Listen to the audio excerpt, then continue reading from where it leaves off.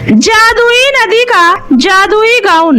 बहुत समय पहले की बात है। ढोलकपुर गांव में आनंदी अपनी छोटी बहन कोमल और अपनी बीमार माँ कौशल्या के साथ रहा करती थी। और आनंदी दिन रात काम करके अपनी छोटी बहन कोमल को एक अच्छे से कॉलेज में पढ़ने के लिए भेजा करती थी, ताकि वो पढ़ लिख कर अपनी जिंदगी में कुछ बन सके। क्योंकि आनंदी के पिता के देहांत के बाद घर की सारी जिम्मेदारी आनंदी के कंधों पर आ जाती है, जिसकी वजह से आनंदी को अपनी पढ़ाई बीच में ही छोड़नी पड़ती है। और कुछ साल बीतने के बाद जब कोमल बड़ी हो जाती है और कॉलेज में जाने लगती है, तो कॉलेज में अपने अमीर दोस्तों के साथ रहते रहते कोमल के अंदर भी बहुत ही ज्यादा घमंड आ जाता है और उसे अपने घर की गरीबी देखकर अपने दोस्तों के साथ बहुत ही ज्यादा शर्मिंदगी होती थी, जिस वजह से वो कभी भी अपने दोस्तों के सामने अपने घर वालों का जिक्र नहीं किया करती थी। तभी एक दिन, क्या दीदी, अब मैं बड़ी हो गई हूँ, तो आप मुझे इस तरह रोज रोज कॉलेज छोड़ने मत आया करो। मैं अपने कॉलेज अपने आप ही आ सकती हूँ। हाँ मेरी प्यारी बहन, मुझे पता है, लेकिन तुझे तो पता है ना, मैं भी इसी रास्ते से अपने काम पर जाती हूँ। इसलिए मैं सोचती हूँ कि क्यों ना मैं तेरे साथ ही अपने काम पर जाने के लिए निकल जाया करूँ। ओह माय गॉड दीदी, आप और आपकी सोच। चलिए अब जाइए, मेरा कॉलेज आ गया है। अपनी बहन की ऐसी बातें सुनकर आनंदी को बहुत बुरा लगता है, लेकिन वो बिना कुछ बोले चुपचाप अपने काम पर चली जाती है और मुखिया के घर साफ सफाई का काम करने लगती है। और दिन रात काम करने के बाद भी आनंदी अपने लिए कुछ नहीं कर पाती थी, क्योंकि वो अपनी कमाई का सारा पैसा अपनी बहन कोमल की ख्वाहिशों को पूरा करने में लगा दिया करती थी। ऐसे ही आज भी जब आनंदी काम से थक हार कर घर वापस आती है, तो उसकी माँ उससे कहती है, अरे मेरी बच्ची, तू सच में कितनी बड़ी हो गई है, जो पूरे घर की जिम्मेदारी अकेले ही उठाती है। लेकिन बेटा, इन सब की वजह से तू अपनी जिंदगी जीना तो पूरी तरीके से भूल ही गई। कम से कम अपने ऊपर भी तो थोड़ा सा ध्यान दे दिया करो। लगता है मुझे अब तेरी शादी ही करवा देनी चाहिए। अरे माँ, अगर मैं शादी कर लूंगी तो आप दोनों का क्या होगा? अरे बेटी, कोमल है ना, जिसे तू इतना पढ़ा लिखा रही है, आखिरकार वो आगे चलकर कोई नौकरी तो करेगी ही ना, तो बस उसी से हमारे घर का खर्चा चल जाया करेगा। अपनी माँ की ये बात सुनकर कोमल कहती है, माँ, ये आप कैसी बातें कर रही हो? आप ऐसा सोच भी कैसे सकती हो? अरे आपकी इन्फॉर्मेशन के लिए मैं आपको बता देना चाहती हूँ, मैं ये पढ़ाई लिखाई आपको एक बेहतर जिंदगी देने के लिए नहीं कर रही हूँ, बल्कि इसलिए कर रही हूँ ताकि मुझे कोई अमीर और अच्छा लड़का मिल सके और मैं उसके साथ एक सुकून भरी जिंदगी गुजार सकूँ और आपके इस गरीब खाने से बाहर निकल सकूँ। कोमल, तू ये माँ से किस तरीके से बात कर रही है? अरे शादी तो एक न एक दिन सबकी ही होनी है, लेकिन तुझे इस समय अपने घर की स्थिति देखनी चाहिए और तू है कि तुझे अपनी शादी की पड़ी है। तुम तो अपना मुंह बंद ही रखो। तो जैसे अनपढ़ गंवार लड़की से भला कौन शादी करेगा? अगर तुम्हारी शादी नहीं होगी तो क्या मैं जिंदगी भर इस घर में कुंवारी ही पड़ी रहूंगी? अपनी बहन की ऐसी बातें सुनकर आनंदी को बहुत ही बुरा लगता है और उसकी आंखों में आंसू आ जाता है। नहीं मेरी प्यारी बहन, मैंने ऐसा तो नहीं कहा, तो चिंता मत कर।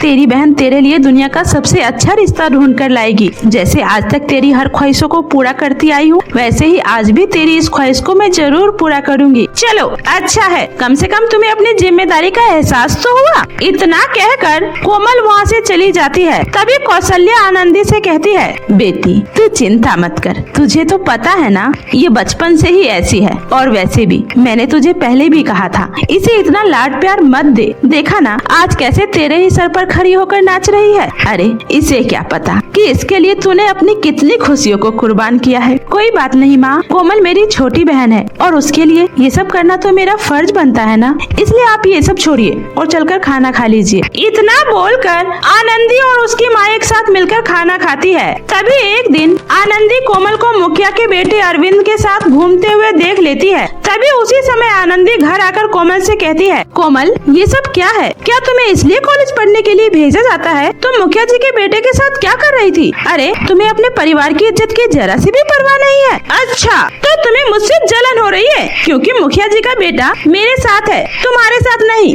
बस बहुत हो गया कोमल, मेरे कहने का मतलब ये नहीं है। मैं तो बस इतना कह रही थी कि अगर तुम्हारे मन में कोई बात है तो तुम मुझसे आकर कहो, मैं तुम्हारे लिए मुखिया जी से जाकर बात करूंगी।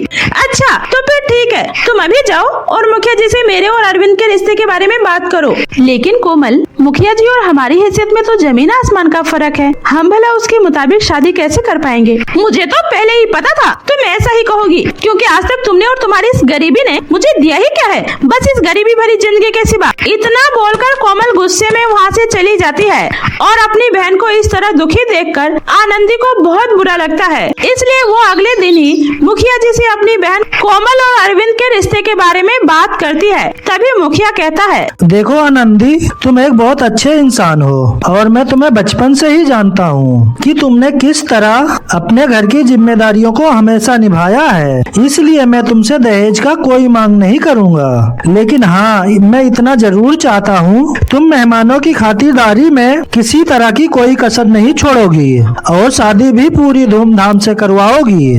आपका बहुत बहुत शुक्रिया मुखिया जी, मैं आपको शिकायत का कोई मौका नहीं दूंगी। इतना सुनकर आनंदी बहुत ही ज्यादा खुश हो जाती है और फिर घर आकर वह ये खुशखबरी सबको बताती है और अपनी माँ से कहती है, लेकिन माँ, ये सब तो ठीक है, लेकिन मुखिया जी ने कहा है कि शादी बिल्कुल धूमधाम से होनी चाहिए और मेहमानों की खातिरदारी में किसी भी तरह की कोई कमी नहीं होनी चाहिए। लेकिन माँ, मैंने तो बस थोड़े ही पैसे जमा कर रखे हैं, भला उतने पैसों में क्या होगा? बेटी, तू चिंता मत कर, मेरे पास एक सोने का हार है, तू उसे बेचकर शादी की तैयारी कर ले। इतना सुनकर आनंदी अपनी माँ का हार बेचकर अपने बचाए हुए पैसों को इकट्ठा करके अलमारी में रख देती है ताकि वह उन पैसों से शादी की तैयारियां कर सके। लेकिन जब आनंदी शाम को घर वापस आती है तो वो देखती है कि कोमल के हाथ में एक बहुत ही महंगा लहंगा होता है जो वो अपनी माँ को दिखा रही होती है और कहती है, देखो माँ, ये लहंगा दिखने में कितना खूबसूरत लग रहा है और इसे पहनकर तो मैं बिल्कुल राजकुमारी जैसी लगूंगी। लेकिन कोमल,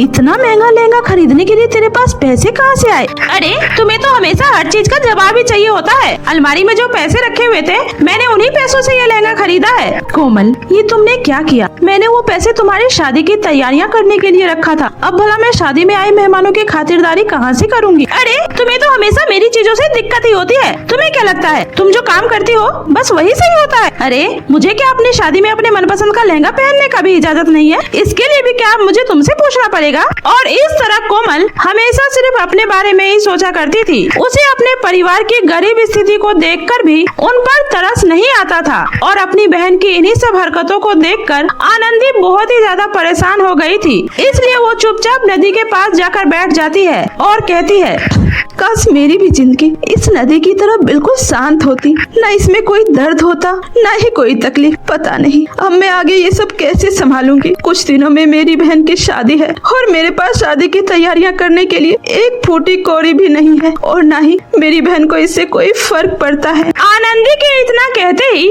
उस नदी में से एक आवाज आती है, आनंदी, तुमने आज तक कभी भी हार नहीं माना, तो तुम फिर आज इस तरह कैसे टूट सकती हो? अरे, कौन हो आप और आप मुझे दिखाई क्यों नहीं दे रही? आनंदी, सामने देखो, मैं एक नदी हूँ जिसके सामने बैठकर तुम अपना दर्द बांट रही हो। इसलिए मैंने सोचा क्यों न मैं तुम्हारे इस दर्द को कम करने में तुम्हारी मदद करूँ। लेकिन भला एक नदी कैसे बोल सकती है? क्योंकि मैं एक जादुई नदी हूँ और तुम्हें इस तरह परेशान देखकर मुझे बिल्कुल भी अच्छा नहीं लग रहा है। आपका बहुत बहुत शुक्रिया जादुई नदी, कम से कम किसी को तो मेरी तकलीफ दिखाई दी। आनंदी, मेरे पास तुम्हारे इस तकलीफों का एक बहुत ही बढ़िया इलाज है, ये लो आनंदी। इतना बोलकर जादुई नदी आनंदी को एक बहुत ही सुंदर जादुई गाउन देती है और कहती है, आनंदी, ये लो, ये एक जादुई गाउन है, इसे पहनते ही तुम अपनी कोई भी इच्छा इसे पूरा करवा सकती हो क्योंकि ये तुम्हारी सारी इच्छाओं को पूरा करेगा। इतना सुनकर आनंदी वो जादुई गाउन ले लेती है और नदी का धन्यवाद करके वहाँ से अपने घर वापस आ जाती है और घर आते ही उस जादुई गाउन को पहनकर कहती है, हे नदी के दिए हुए जादुई गाउन, मेरे इस छोटे से घर को एक सुंदर से घर में बदल दो और मेरी बहन की शादी के लिए मुझे ढेर सारे पैसे दे दो। आनंदी के इतना कहते ही उस जादुई गाउन में से एक रोशनी निकलती है और देखते ही देखते आनंदी की सारी इच्छाएं पूरी हो जाती है। और ये सब होता देखकर कौशल्या और कोमल दोनों ही हैरान हो जाते हैं। तभी आनंदी उन सबको जादुई नदी और जादुई गाउन के बारे में सारी बातें बताती है और कहती है, कोमल, मेरी बहन, अब तुम्हें चिंता करने की कोई जरूरत नहीं है। अब तुम्हारी ये बहन तुम्हारी शादी बड़े ही धूमधाम से करेगी और तुम्हें किसी भी तरह की कोई कमी नहीं होने देगी। अपनी बहन की ये बात सुनकर कोमल की आंखों में आंसू आ जाता है और वो कहती है, दीदी मुझे माफ कर दो, मैंने हमेशा आपके साथ कितना बुरा व्यवहार किया, लेकिन मुझे आज समझ में आ गया कि आपने मेरे लिए कितना कुछ किया है, इसलिए आज अपनी इस नादान बहन को माफ कर देना दीदी। नहीं कोमल, तुम मेरी छोटी बहन हो, तुम्हें मुझसे माफी मांगने की कोई जरूरत नहीं है। इतना कहकर दोनों बहनें एक दूसरे के गले लग जाती है और कुछ ही दिनों में आनंदी अपनी छोटी बहन कोमल की बड़े ही धूमधाम से शादी करवाती है और कुछ समय बाद आनंदी की भी एक अच्छे घर में शादी हो जाती है और वो भी खुशी खुशी अपने ससुराल चली जाती है। इस तरह जादुई गाउन की वजह से उन तीनों की ही जिंदगी में खुशियाँ भर जाती है और उनकी जिंदगी में किसी भी तरह की कोई तकलीफ नहीं होती। जादुई सोने और चांदी की 2 लिपस्टिक। रीना एक छोटे से गांव में अपने माँ बाबा के साथ रहती थी। वे लोग बहुत ही गरीब थे। रीना के पिता मुकेश गांव में गली गली जाकर सब्जी बेचा करते थे और उसी से उनके घर का गुजारा होता था। एक शाम मुकेश जब सब्जी बेचकर घर आ रहा था, तभी एक तेज रफ्तार कार उसे टक्कर मारते हुए वहाँ से चली जाती है और मुकेश दूर बेहोश होकर गिर जाता है। आसपास के लोग उन्हें उठाकर पास के ही सिटी हॉस्पिटल में एडमिट करवा देते हैं। जब ये बात रीना और उसकी माँ को पता चलती है तो वे लोग भी भागते हुए हॉस्पिटल आते हैं। तभी डॉक्टर उनसे कहते हैं, देखिए इनके पैर की हड्डी टूट चुकी है, अभी तो मैंने इनका कच्चा प्लास्टर कर दिया है, लेकिन अगले महीने इनके पैर का ऑपरेशन नहीं हुआ तो ये कभी चल नहीं पाएंगे। डॉक्टर साहब इन सब में कितना खर्चा आएगा? देखिए वैसे तो 1 लाख रुपए का खर्चा आएगा, लेकिन मैं समझता हूँ कि आप लोग काफी गरीब हैं और आप इतना पैसा नहीं दे पाएंगे, इसलिए मैं इस हॉस्पिटल से आपके फीस का 50% अप करवा दूंगा। आप बस तक 50,000 रुपए का इंतजाम कर लीजिए। उसके बाद सभी लोग हॉस्पिटल से घर आ जाते हैं। हे भगवान, तूने हम गरीबों पर ये कैसा जुल्म कर दिया। अब हम इतने सारे पैसे कहाँ से लेकर आएंगे, क्या करेंगे? माँ खाना क्या बनाऊं? घर में तो कुछ भी नहीं है। रीना जा बेटी और सुजाता काकी से थोड़ा आटा मांग ला, मैं तब तक जमींदार जी के पास जा रही हूँ, शायद वो हमारी कुछ मदद कर दे। ये सोचकर सुमित्रा जमींदार जी के घर जाकर उनसे कुछ पैसे उधार मांगती है। जमींदार साहब, हम आपके पास बड़ी उम्मीद के साथ आए हैं, कृपया करके हमारी मदद करिए। मैं आपसे वादा करती हूँ, मैं आपका पाई पाई जिंदगी भर मेहनत करके चुका दूंगी। ठीक है, कितने पैसे चाहिए? वो 50,000 रुपए चाहिए। क्या तुम्हारा दिमाग तो ठीक है सुमित्रा, इतने पैसे? तुम्हें ये भी पता है 50,000 में कितने जीरो लगते हैं? अरे अगर तुम पूरा परिवार मिलकर कमाओगी तभी 50,000 रुपए पूरी जिंदगी में नहीं कमा पाओगे। आ गई मुँह उठाकर 50,000 रुपए मांगने। अरे तेरा पति अपाहिज ही तो हुआ है, मर तो नहीं गया ना, पड़े रहने दो उसे ऐसे ही। मैं तो कहता हूँ तुम अपनी जिंदगी देखो, आखिर अभी तुम्हारी उम्र ही क्या है। ये लो 5,000, कल से रोज मेरे घर में आ जाया करो। क्या मतलब? अरे तुम गुस्सा क्यों हो रही हो? अब मैं तो तुम्हें अपने यहाँ काम पर रख रहा हूँ। आपका बहुत बहुत शुक्रिया जमींदार साहब, लेकिन मुझे आपसे कोई सहायता नहीं चाहिए। इतना बोलकर सुमित्रा वहाँ से चली जाती है और घर के आंगन में सर पर हाथ रखकर बैठी होती है। तभी उधर से रीना हाथ में अखबार लिए आती है। माँ ये देखो, शहर में फैशन डिजाइनर का शो होने जा रहा है और जो भी इस शो को जीतेगा उसे पूरे 1 लाख रुपए इनाम में मिलेगा। पर बेटी तू वहाँ तक कैसे पहुँचेगी और तू इस कंपटीशन को कैसे जीतेगी? माँ आप ही कहती हो ना, मैं कैसे भी कपड़ों का कुछ भी बना देती हूँ। हाँ लेकिन तुझे तो ठीक से सिलाई आती ही नहीं है। तुझे कोई अपना ड्रेस बनाने के लिए दे दे तो तू न जाने उसका काट काट कर क्या अतरंगी सा बना देती है, जिसे देखकर तो गांव में सभी लोग तुझ पर हंसते रहते हैं। माँ इसी को तो फैशन कहते हैं। गांव में जिस ड्रेस की जितनी ज्यादा बेइज्जती होती है, शहर में वो ड्रेस उतना ही यूनिक और डिफरेंट माना जाता है। तुमने सोशल मीडिया पर उर्फी जावेद का नाम सुना है? मैं उनसे कोई कम थोड़ी ना हूँ। माँ देखना, मैं पक्का इस कंपटीशन को जीतूंगी, आप बस मेरा जाने का इंतजाम कर दो। बेटी घर में एक फूटी कौड़ी नहीं है। माँ आप एक काम करो, आप बस मुझे 2-3 रोटी बांध कर दे दो, मैं सुबह ही अपने गांव से शहर के लिए पैदल ही निकल जाऊंगी। पर बेटी तू अकेली कैसे जाएगी? माँ आप आप वो सब छोड़ो, मैं चली जाऊंगी। और वैसे भी शहर के रास्ते में विनीता बुआ भी तो रहती है, अगर शहर जाते हुए रात हो गई तो मैं उनके घर रुक जाऊंगी। उसके बाद सुमित्रा की माँ 3 रोटी बनाकर रीना को बांध कर दे देती है। ये ले बेटी, अपना ख्याल रखना। माँ चिंता मत करो, मैं अब शहर से पैसों का बंदोबस्त करके ही लौटूंगी। आप बस पिताजी और अपना ध्यान रखना, ठीक है? अब मैं चलती हूँ। उसके बाद रीना पैदल ही शहर के लिए निकल पड़ती है। वो काफी ज्यादा चलती है। चलते चलते वो एक जंगल में पहुँच जाती है। अब मुझसे चला नहीं जा रहा, प्यास भी बहुत लग रही है। रीना पानी की तलाश में आगे बढ़ती जाती है। तभी उसे सामने एक बहुत ही पुराना कुआं दिखता है। चलो इसी कुएं के पास बैठकर रोटी खा लेती हूँ और पानी भी पी लेती हूँ। रीना जब अपनी रोटी की पोटली खोलती है तो उसमें 3 रोटी होती है। हे भगवान, क्या करूँ? ये तो 3 है। अब मैं पहले 1 खाऊं या 2 खाऊं या तीनों चपत कर जाऊं। उसी कुएं में 3 चुड़ैलें रहती थी। अरे सुना तुमने? ये कौन है जो हम तीनों को खाने की बात कर रही है? तभी उसमें से एक चुड़ैल डरते हुए बाहर आती है। रुक जाओ लड़की, हमें मत खाओ, हमें छोड़ दो। बदले में मैं तुम्हें ये जादुई चांदी की लिपस्टिक दूंगी। इस लिपस्टिक को लगाते ही तुम इससे जो भी मांगोगी तुम्हें वो सब मिल जाएगा। हमें छोड़ दो। रीना समझ जाती है और वो भी होशियारी दिखाते हुए कहती है, हाँ जल्दी से लाओ ये लिपस्टिक, मुझे दो। अब जाओ, मैं अब तुम्हें नहीं खाऊंगी। उसके बाद रीना उस लिपस्टिक को अपने होठों पर लगाती है और कहती है, हे जादुई चांदी की लिपस्टिक, मेरे लिए जल्दी से अच्छा अच्छा खाना ला दो। तभी वहाँ पर तरह तरह का खाने का पकवान आ जाता है। अरे वाह, ये तो वाकई कमाल की चीज है। अब तो मुझे शहर जाने की भी जरूरत नहीं है। अब तो मैं इस जादुई चांदी की लिपस्टिक की मदद से कुछ भी मांग सकती हूँ। लेकिन अब तो शाम होने वाली है। चलो आज की रात बुआ के घर बिताकर सुबह अपने गाँव के लिए निकल जाऊंगी। उसके बाद रीना अपनी बुआ के यहाँ रात बिताती है और सुबह होते ही अपने घर के लिए निकल जाती है और घर पहुंचकर अपनी माँ से कहती है, माँ अब आप रोना बंद करो। अब हमारी जिंदगी खुशियों से भरने वाली है। अब हमारी सारी परेशानी दूर होने वाली है। अब से हमारे पास किसी भी चीज की कोई कमी नहीं होगी। तुझे कोई खजाना मिला है क्या बेटी? ऐसा ही समझो माँ। हे जादुई चांदी की लिपस्टिक, जल्दी से हमें खूब सारे पैसे लाकर दे दो।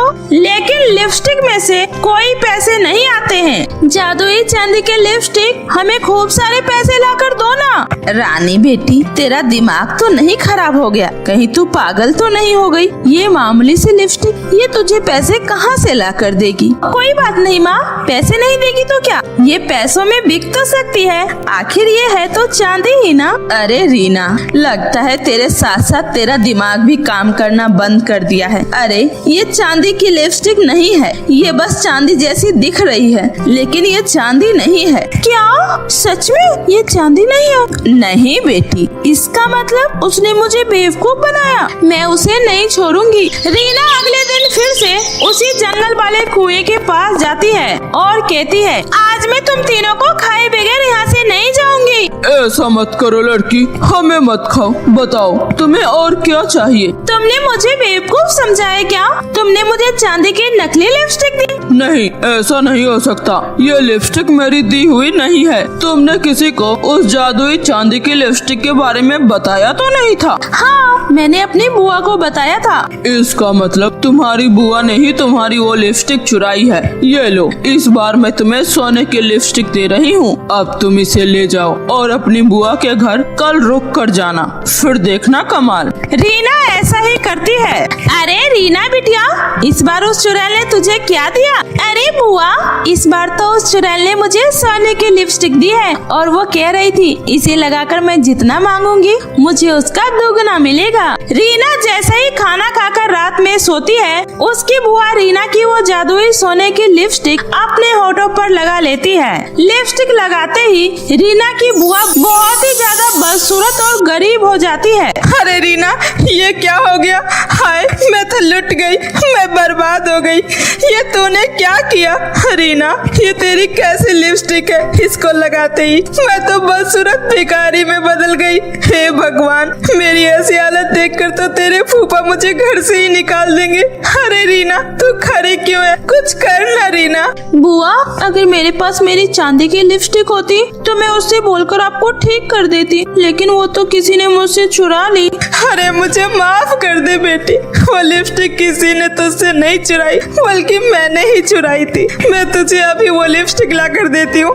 मुझे कुछ नहीं चाहिए, तू बस मुझे पहले जैसा कर दे बेटी, मुझे माफ कर दे। उसके बाद बुआ रीना को जादुई चांदी की लिपस्टिक लाकर देती है, जिसे लगाकर रीना बुआ को ठीक कर देती है और फिर वो दोनों लिपस्टिक लेकर अपने घर आ जाती है। उसके बाद रीना जादुई लिपस्टिक से ढेर सारा पैसा मांगकर अपने पिताजी का अच्छे हॉस्पिटल में इलाज करवाती है और फिर जादुई लिपस्टिक के साथ हंसी खुशी अपना जीवन बिताने लगती है।